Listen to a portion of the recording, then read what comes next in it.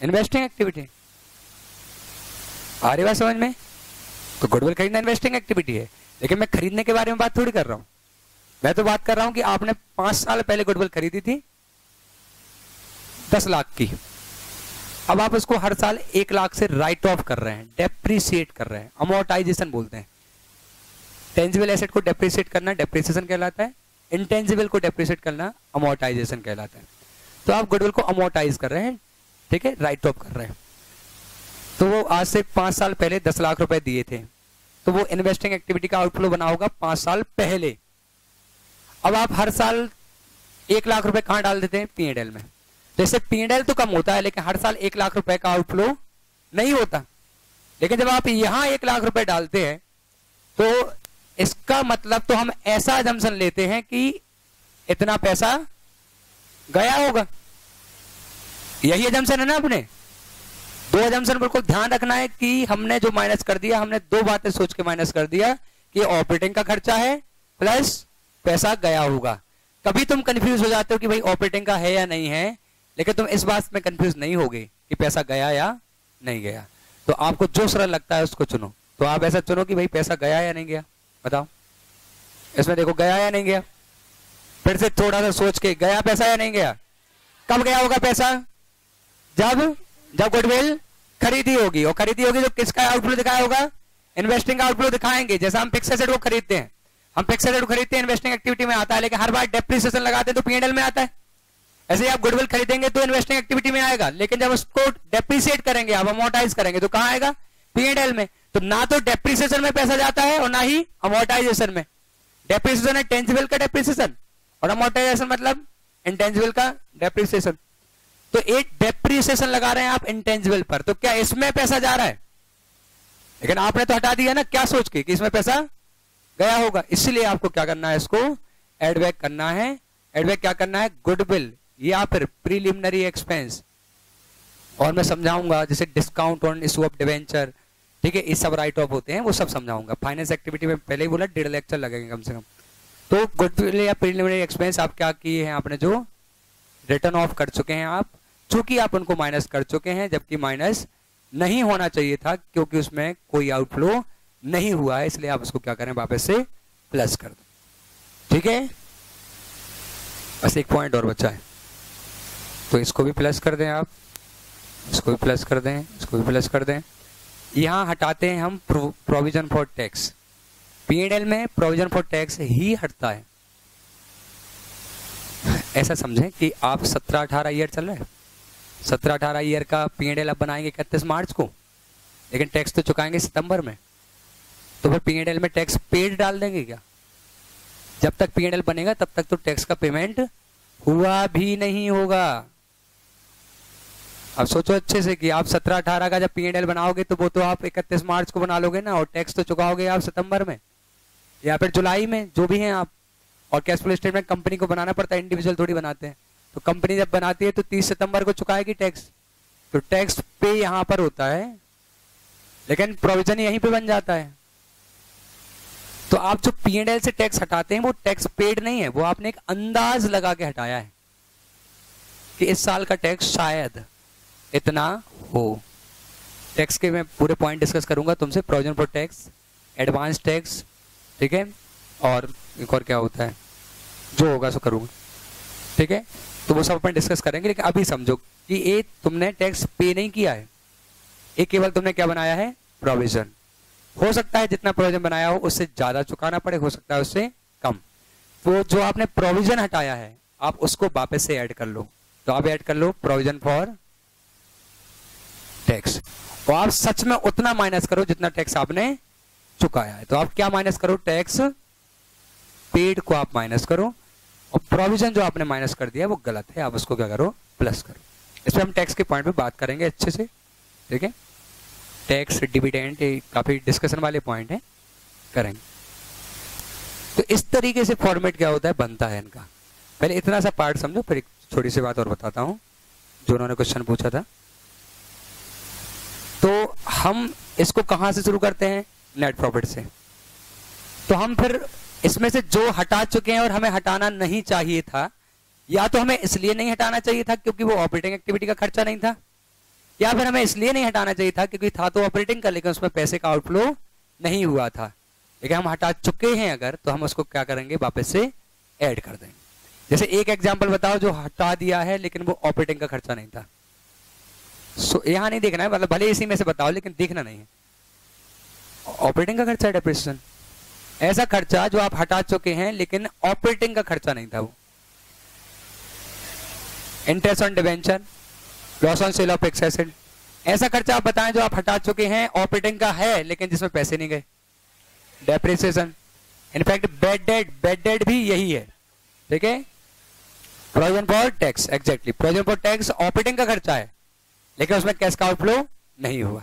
ऐसी कोई इनकम जो आप जोड़ चुके हैं लेकिन ऑपरेटिंग की नहीं है, देखना नहीं है प्लीज। क्या करना है, तुम बस इसके 4 आंसर दोगे तो हम बात को आगे बढ़ा पाएंगे।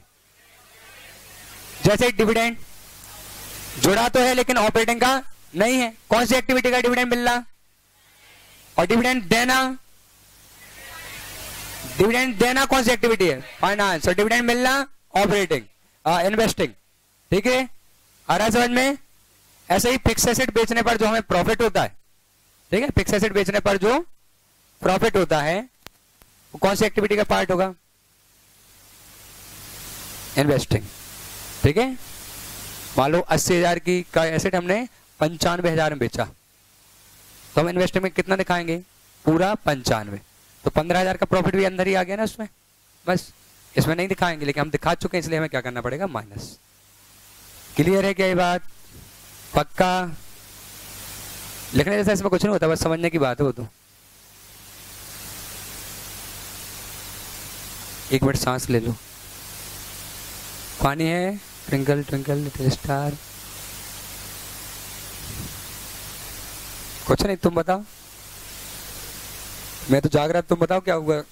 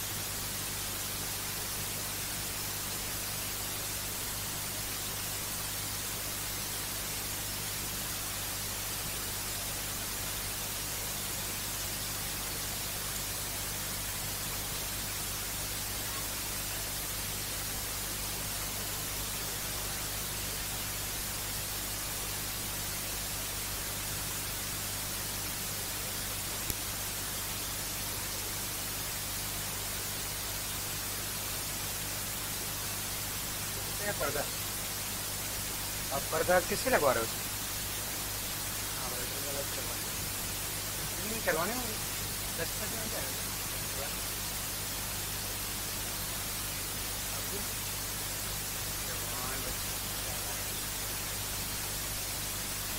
चिंता भी नहीं कर सकते हो, दूसरों नहीं तो बताना मुझे, है ना।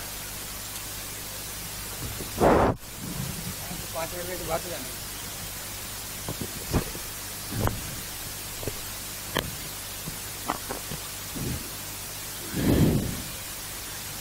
बस 5 मिनट और पढ़ाना है मुझे, इसी बात से खुश हो जाओ। क्या ठीक है, बस एक कॉन्सेप्चुअल बात जो बहुत छोटी है, हमने सैलरी को ए सोचकर हटा दिया कि हमने सारी सैलरी पे कर दी होगी। इस बात को समझ लो, अगर एक कल या अगले लेक्चर में डिस्कशन हुआ तो शुरू से होगा, तो यहीं से समझ लो, 5 मिनट से ज्यादा लगेंगे, बात खत्म हो जाएगी। मान लो सैलरी का खर्चा है 10,000 रुपए, ठीक है, कितना है सैलरी का खर्चा, 10,000। यहां हम कौन सी सैलरी हटाते हैं, जो पे कर देते हैं वो, या एक्रूअल बेसिस पर, एक्रूअल बेसिस पर हटाते हैं।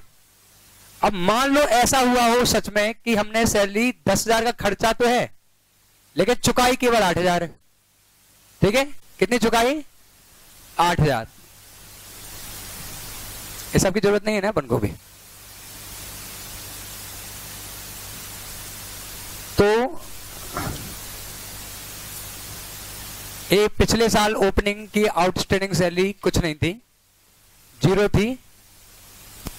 हमने हमारा सैलरी एक्सपेंस कितना है, हाँ हाँ सैलरी एक्सपेंस कितना है 10,000, ठीक है। लेकिन हमने सैलरी जो पे की है वो 8,000 है, ठीक है। पता है हमने P&L में कितना दिखाया होगा, और मैं तुमसे रिक्वेस्ट कर रहा हूं इस बात को ध्यान से समझना, क्योंकि मैं 2-3 मिनट ही समझाऊंगा, लेकिन कॉन्सेप्ट बहुत बढ़िया है, ठीक है। और उतनी देर में समझ जाना है, समझना हुआ तो। सैलरी एक्सपेंस है 10,000, आपने पे कितना किया 8, तो यहां से कितना माइनस सच में होना चाहिए था, कितना माइनस हो चुका है, ज्यादा माइनस हो गया है। यू अब तो हनी सिंह भी शांत है, तुम्हारा यू अलग निकल रहा है। यहां देखें नेट प्रॉफिट जुड़ा हुआ है, यहां से सैलरी कितना माइनस हो चुका है, मैं ऐसा पूछ रहा हूं। 10,000 माइनस हो गया है, ठीक है, हो गया, जबकि माइनस कितना होना चाहिए था 8, कितना ज्यादा माइनस हो गया 2। तो अगर मैं यहां 2 प्लस कर दूं तो काम चल जाएगा।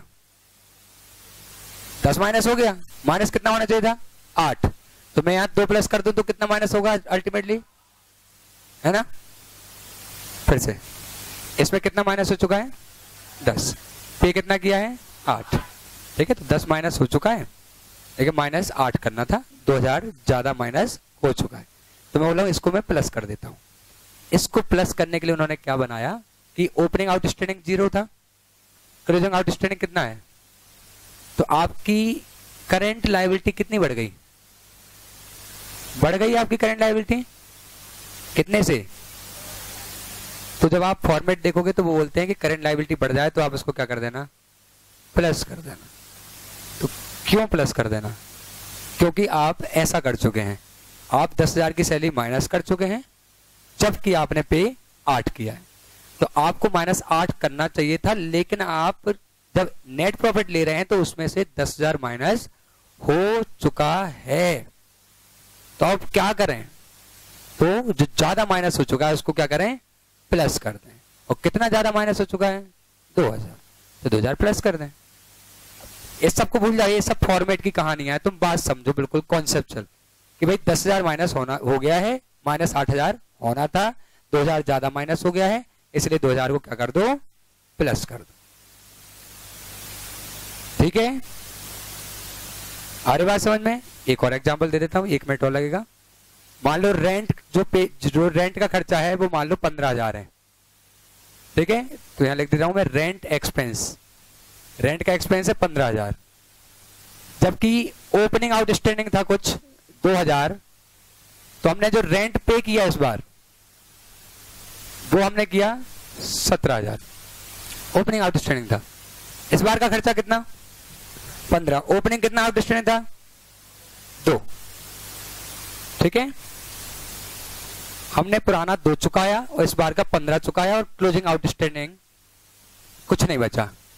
आउटस्टैंडिंग रेंट, ओपनिंग कितना आउटस्टैंडिंग था 2, हमने पुराना 2 चुका दिया और इस बार का कितना चुका दिया 15, ठीक है। तो क्लोजिंग कुछ नहीं बचा, या और चेंज कर देता हूं मैं, ठीक है। तुम थोड़ा सा सिंसियर मत रहना, शांत रहना, ठीक है।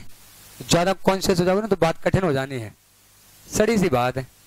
पुराना कितना चुकाना था 2, इस बार का कितना, लेकिन तुम 500 नहीं चुका पाए, ठीक है। पुराना 2,000 चुकाना था, 500 अभी भी चुकाना बाकी है। ये सब भाड़ में जाए, तुम बताओ चुकाया कितना, अच्छे सोच समझ लेना। कितना चुकाया है 16,500, 15 इस बार का, 2,000 पुराना, 17 चुकाना था, 500 नहीं चुका पाए, कितना चुका पाए बताओ, माइनस कितना हुआ। करंट ईयर का एक्सपेंस कितना है, तो P&L में कितना गया होगा, पक्का 15 गया होगा, है ना। ठीक है, तो आराम से इसको बोल लेते हैं। एक खर्चा इस बार का 15 है, आपने P&L में 15 डाला, कुछ पुराना था 2,000 चुकाना था, आपने 2,000 पुराना चुकाया, 15 इस बार का, 17 चुका रहे थे आप, 500 नहीं चुका पाए, आपने चुकाया 16,500। लेकिन P&L में आपने करंट ईयर का एक्सपेंस डाला, तो आपने P&L में कितना डाला 15,000, आपने चुकाया कितना 16,500। आपको कितना अमाउंट माइनस करना चाहिए था? कितना माइनस करना चाहिए था? 16,500। कितना आप माइनस कर चुके हैं? कितना और माइनस कर दें? 1,500 और माइनस कर दें। इसे बोलते हैं वो decrease in current liability. Decrease in current liability. तो जिन्होंने फॉर्मेट पढ़ा हो, तो अगर करंट लायबिलिटी क्या हो जाती है? कम हो जाती है, तो हम उसको क्या करते हैं? माइनस। ये बहुत कठिन बात नहीं है। लायबिलिटी कम हो रही है, इसका मतलब क्या हो रहा है? आप पेमेंट कर रहे हैं। लायबिलिटी कम हो रही है मतलब आप पेमेंट कर रहे हो। पेमेंट कर रहे हैं मतलब पैसा जा रहा है। जा रहा है तो प्लस होगा या माइनस होगा? माइनस होगा। लेकिन बहुत उथली बात है कि भाई करंट लायबिलिटी कम हो रही है तो पैसा जा रहा है। आपको फंडामेंटली समझना है, तो यहां से समझो कि क्यों माइनस कर रहे हैं। चेंज इन स्टॉक को क्यों माइनस करते हैं? चेंज इन डेटर को क्यों माइनस करते हैं? ऐसा क्या होता है कि डेटर के बढ़ने या घटने से हमें यहां चेंज देना पड़ता है? तो वो सारी बातें अपन कवर करेंगे, क्योंकि यहां सेल लिखा हुआ है और सेल यहां वो लिखी होगी जो पूरी सेल हुई होगी, चाहे पैसा मिला हो या ना मिला हो। सोचो बस 1 मिनट में कि 10 लाख की सेल है, ठीक है, आपको सारा पैसा मिल गया, लेकिन डेटर से आपको 1 लाख रुपए नहीं मिल पाया, तो बताएं कितना पैसा आया सेल से? सेल 10 लाख की है, क्लोजिंग डेटर 1 लाख के, ओपनिंग थे ही नहीं, 9 लाख। बताएं इसमें कितना जुड़ा हुआ है? और सोच लो 10, कितना जुड़ना चाहिए था, तो कितना हटाएं? तो वो बोलते हैं कि अगर आपका करंट एसेट बढ़ जाता है तो आप उसको क्या कर दें? माइनस कर दें। तो करंट एसेट अगर बढ़ेगा तो हम क्या करेंगे? माइनस करेंगे। मैं ये सब तुम्हें और समझा दूंगा, बस एक यहां तक पहुंचे थे इसलिए वहां की बातें मैंने 1-2 बताई तुम्हें, ठीक है? ओके,